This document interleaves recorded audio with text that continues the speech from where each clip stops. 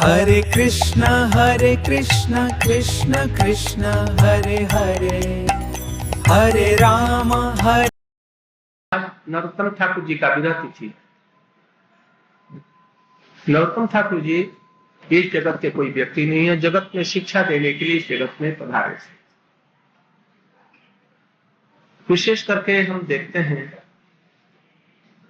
हम लोगों का परिचय गुरु से होता है, संसारिक कोई परिचय नहीं।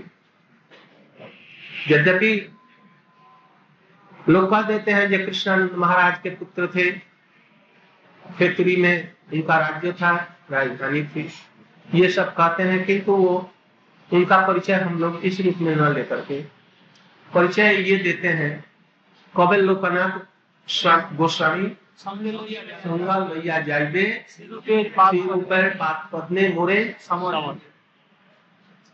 दूसरी तरफ ये तो कहते हैं जो गुरु के चरणों में उन्हें प्राप्त है। अब वो कहते हैं कई बार करुणा करो रूप सनातन रघुनाथ दास मोर जीव जीवन। इधर जीव गोस्वामी को अपने जीवन का भी जीवन बतला रहे हैं। अब ये इनके शब्दों में किसके प्रति इनका महत्व अधिक दिया है? अपने गुरु के प्रति। गुरु कौन है? प्रभुपाद जी ने विचार करके देखा तो गुरु परंपरा जो हमारी भागवत परंपरा है उसमें लोकनाथ दास गोस्वामी का नाम दिया, किंतु नरोत्तम ठाकुर का नाम आया है। तो किसके बाद में नाम आया? किसके बाद में?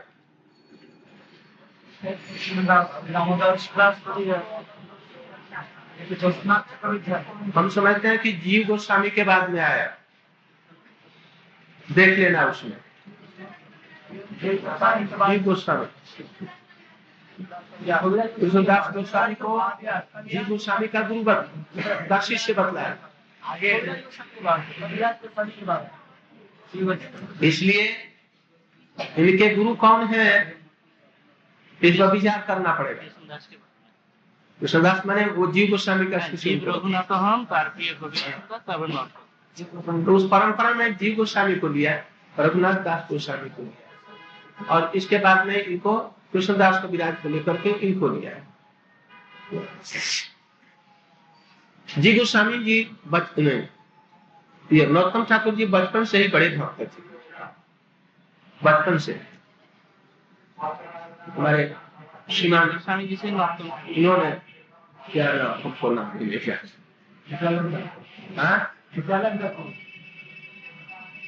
नवीन कृष्ण विद्यालंकार प्रभु जी ने बतलाया कि प्रेम महाप्रभु जी रख गए थे गंगा के किनारे। नित्यानंद प्रभु जी ने वो प्रेम समेटा था जब वृंदावन में जगन्नाथपुरी में गंभीरा ने वो जो प्रेम प्रकाश किया उसको नित्यानंद प्रभु ने गठरी बांध ली और बांध करके वो रख दिया कहाँ? पद्मा के किनारे प्रेम तला में। और महाप्रभु जी से निवेदन किया ये प्रेम मिलना चाहिए एक व्यक्ति को। तो वो प्रेम उनके लिए रखा था। गंगा जी से कैसे नरोत्तम ठाकुर जी प्राप्त हुए।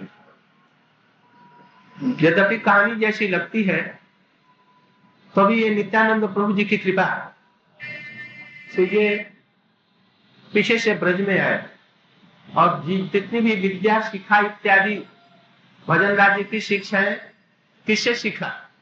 जी गोस्वामी के से। तो गुरु कौन हुआ? इसलिए क्यों यहाँ पर मंत्र कहीं अधिक विशेषता नहीं दे रहे हैं, दोनों के ऊपर में दे रहे हैं। कहा जीव का जीवन, हमारा मैं जीव हूं, हमारा जीव के भी ये जीव गोस्वामी जीवन है। और कब हमारे गुरु जी लोकनाथ गोस्वामी जी हमको रूप गोस्वामी के पास समर्पित कर दे। ऐसे ही हम लोगों को भी विचार करना चाहिए गुरु के प्रति, गुरु परंपरा के प्रति और वैष्णव के प्रति। ऐसा जब तक भाव नहीं आएगा हम लोग भजन राज्य में नहीं प्रवेश कर सकते। के बाद रामचंद्र को विवाह की प्रक्रिया देखी। रामचंद्र एक साथ में रहते थे। उनको गुरु भावना से नहीं, वैष्णव भावना से, सजाती स्निग्ध वैष्णव के रूप में बल्कि ये हमारे नरोत्तम ठाकुर जी उनके गुरु लगते हैं रामचंद्र के, किंतु शिष्य भी वैसा होना चाहिए ना, इसलिए उनके प्रति ऐसा भाव रखते हैं, शिष्य भाव नहीं, सख्त भाव में लेकर के चलते हैं। अपना शिष्य कोई प्रभुपाद जी भी कहते हैं, जो मैंने कोई आज तक शिष्य नहीं किया, हम सब गुरु किया है।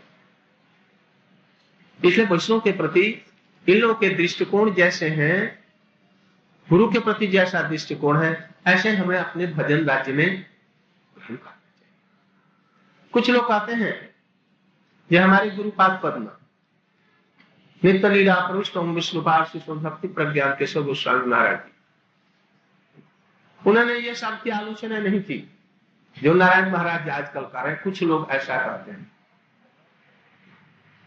उन लोगों ने शायद रूपानु भजन दर्पण नहीं देखा होगा। देखा है? देखे छ रूपानु भजन दर्पण कोने का बोल गुरु महाराज प्रकाश करे छे, देखा नहीं? बेचारा गुरु महाराज रूपानु भजन दर्पण एक प्रकार है। वो तो पहले तो मिलता ही नहीं, आज ब्रह्म के समय में जो कीर्तन था, उन लोग भी तो वो छाटकाट था, कीर्तन भी छाटकाट करते थे। तो भजन दर्पण अभी भी एक पुस्तक है। गुरु महाराज जी ने अपने जीवन के अंतिम समय में ये रूपानुग भजन दर्पण प्रकाशित किया था। तो रूपानुग भजन दर्पण क्या? अपने हृदय का वो दर्पण है। गुरु महाराज जी को यदि कोई देखना चाहे तो उस दर्पण में देखे, उस पुस्तक रूपी दर्पण में गुरु जी ने अपना ही वो दर्पण लेकर रखा। यदि गुरु महाराज को देखना है, गुरु महाराज से यदि देखता है তাহলে रूपानुग भजन दर्पण। हमारे नारायण प्रभु कोई বইটাকে বেশ ভালো করে সংগ্রহ করে, भजन संपर्क भजन संपर्क उसमें देखो जो कैसे कैसे की रकम तनी संकलन करेছেন, কোথায় কোথায় থেকে कहां से उन्होंने संकलन किया है। एक बात और भी समझना चाहिए, शिष्य यदि सत शिष्य है, यदि सत शिष्य है तो वो अपने गुरु के भावों को अपने हृदय में सबको धारण करता है। वो गुरु जी का प्रतिबिंब होता है एक तरह से। इस पर विचार करने के लिए हम लोग जब देखते हैं रूप गोस्वामी जी इस जगत में आए चैतन्य महाप्रभु जी के लिए, जो इस श्लोक इसने कहा श्री चैतन्य मनोभीष्टम स्थापितं जीन भूतले स्वयं रूपा कदा मह्यम ददाति। ये किसका है? ये नरोत्तम ठाकुर जी का है। रूप गोस्वामी के लिए इससे बढ़कर तो बहुत सुंदर, बहुत कम मिलते हैं सब।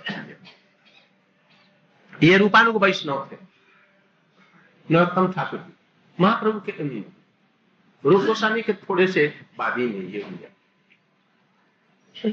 इन्होंने भक्त स्वामी सिंधु और उज्ज्वल नीलमणि को सूत्र के रूप में अपनी वो छोटी सी पुस्तक में प्रेम भक्ति चंद्रिका के रूप में प्रकाशित किया। इसी को देख करके हमारे विश्वनाथ चक्रवर्ती ठाकुर जी ने राग वर्तमान चंद्रिका, इन दोनों में कोई अंतर नहीं है।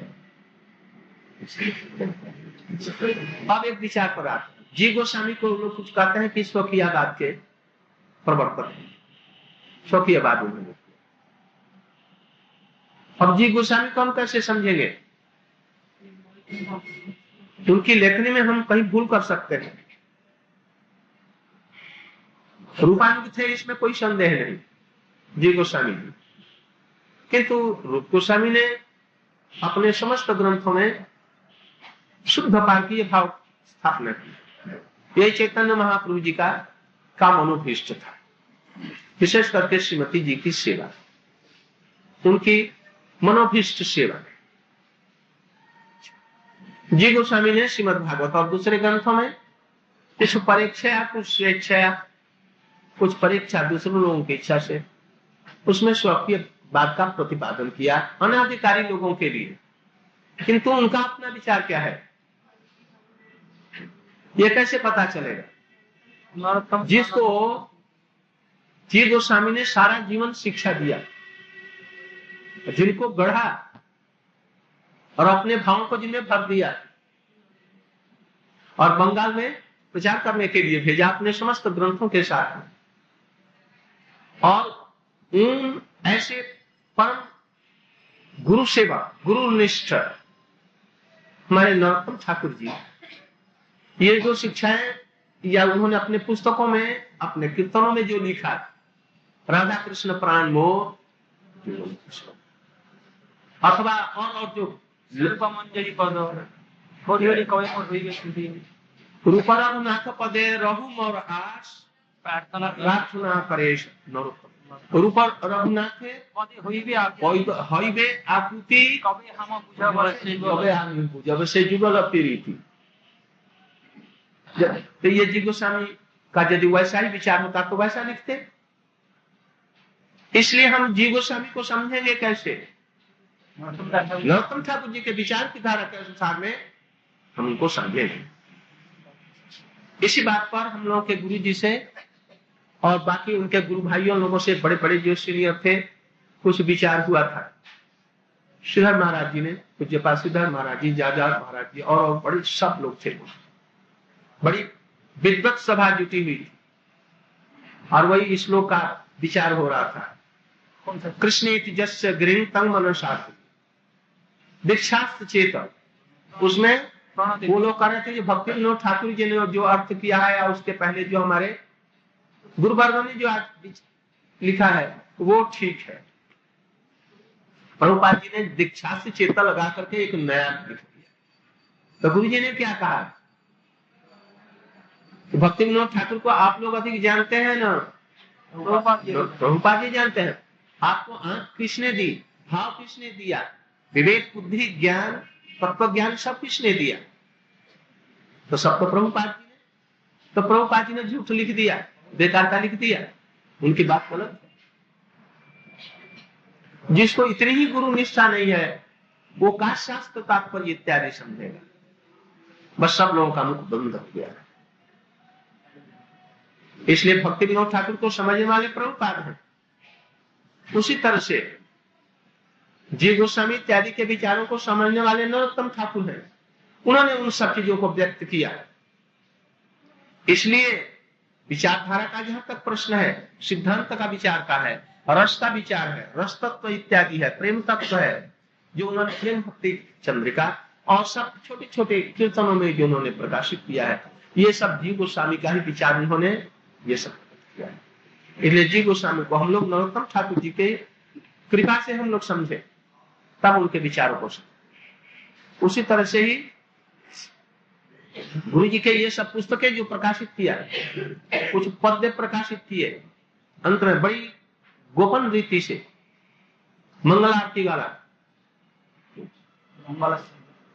तो सब पक्षी कलरव कर रहे हैं, पूजन इत्यादि, मयूर सुसारी आदि जतो साक्षीगण,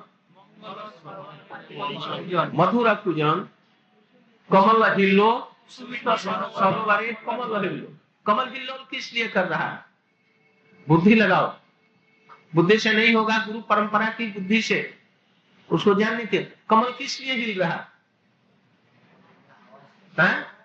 इस पर विचार करने चाहिए। जब तक ये सब बुद्धि नहीं आएगी, प्रवेश करने की, डूबने की जब शक्ति नहीं आएगी गुरु जी की, ये सब गुरु जी की कृपा है। इन कृपाओं को समझने के लिए सब समय ये सब विचार रखने चाहिए। जितनी ये निष्ठा होगी ये सब चीजें अपने आप प्रकाशित होंगी। ये गुरु जी की कृपा है। लोग अच्छा लगेगी क्या? विराट और लिंगम तो ये सब विचार लेना चाहिए हम लोगों को। ऊपर से नहीं आएगा ये सब विचार। जो गुरुनिष्ठ व्यक्ति है, भजन परायण है, वो सब इन चीजों को समझेंगे। नरोत्तम ठाकुर जी ने अपने गुरु वर्गों की जैसी सेवा की, वैसे सेवा करने की कुछ चेष्टा तो करो। पिता का राज्य सब इतना बड़ा भारी सबको छोड़ दिया, एक तीर्ण मात्र में सब कुछ उन्होंने छोड़ दिया। अन्नाभिलाषिता शून्य ज्ञान कर्म आदि अनावृतम ये सब छोड़ करके अनुकूल कृष्ण सेवा ये सब समय कर रहे हैं। ऐसा होना चाहिए ना। हम लोगों के पास में कितने अनर्थ, कितनी इच्छाएं, कितनी चीज रखने की अभी स्प्रिया कितने भोगों की लालसा शुद्ध रूप में हम गुरु को दे नहीं सकते। इसलिए जो नरोत्तम ठाकुर के यदि विचार में यदि लोभ करना है तो अभी भी लोभ नहीं, वो काम है। जब ये सब चीजें दूर हो जाएगी तब यथार्थ होगा। मैं समझता कि नरोत्तम ठाकुर जी की पदावली इत्यादि और उनकी पुस्तक वो प्रेम भक्ति चंदा पढ़ने से राधा का भक्ति अनिवार्य रूप में होगी, निश्चित रूप में होगी। यदि नहीं होता है तो समझो जैसे उनकी बातों को हम समझते नहीं है, उस पर हम अमल नहीं करते इसलिए इन सब चीजों को प्रवेश करने की चेष्टा करें। दिन रात इसमें डूबे आदमी साधन भजन करे, दिन रात वैष्णव की सेवा करे, उनकी चरण धूलि में अपने को मिला दे, तब जाकर के ये सब चीजें संभव करो। भजन इतना सस्ता नहीं है। वैदिक भक्ति का ये सब साधारण समरण कीर्तन विष्णु स्मरण ये सबके लिए सुलभ किया गया है। सुलभ तो ये भी सबके लिए भी नहीं, किंतु गुरु वैष्णव ने इस सबको सुलभ किया है। किंतु ये जो भाव है ये सुलभ नहीं, ये तो गुरु कृपा वैष्णव कृपा के ऊपर में, भगवत कृपा के ऊपर में निर्भर करता है। इसलिए हम लोग ऐसे ही बनने की चेष्टा करें। रघुनाथ जी हमारे नरोत्तम ठाकुर का जीवन प्रारंभ से जैसा है अंत तक देखो। घर में गए, अपने गांव में नहीं रहे, राज्य में नहीं रहे, उसे 8-10 मील दूर कहीं खेतरी में उन्होंने 6 मंदिर स्थापित किए, सब वैष्णवों को बुलाया और वहां से पूर्वी राज्य में आसाम, मणिपुर और जितने भी स्थान है सब जगह में उन्होंने एकदम कीर्तनमय बना दिया। नई पद तो बनाए हैं, उनके पदों को सुनने के लिए स्वयं कृष्ण चैतन्य महाप्रभु परिकर वहां पर जहां पर वो कीर्तन करते एकदम प्रकट हो जाते और सब लोगों को दर्शन कराते थे। ऐसे ये नरोत्तम ठाकुर जी थे। 6:30 बज गया है, आज अंधकार हो जाएगा। अब यही तक आज रहे, कभी समय मिलेगा तो उनके विशेष गवेषणात्मक पूर्वक हम उन लोगों के विचारों को जानने और समझने और वैसे ही भजन अनुरूप भजन करने की चेष्टा करेंगे। यदि भजन करने की लालसा है विशेष करके इन सब ऐसे विषयों में, तो उस ग्रंथ को लो, प्रेम भक्ति चंद्रिका को लो और उससे मिलाओ भक्त गोस्वामी सिंधु उज्ज्वल नीलमणि और रूप गोस्वामी के, रघुनाथ दास गोस्वामी के ग्रंथों से मिलाओ, भक्ति विनोद ठाकुर के ग्रंथों से मिलाओ, कृष्णदास कविराज गोस्वामी के ग्रंथों से मिलाओ और तुलनात्मक विचार करके उसको ग्रहण करने की चेष्टा करो। यही आप लोगों के लिए उनकी कृपा हो। आज वही नरोत्तम ठाकुर जी हम सब पर कृपा करें, जे उनके भावों को हम लोग ग्रहण कर सके और वैसा ही भजन कर सके। यही उनके चरणों में हमारा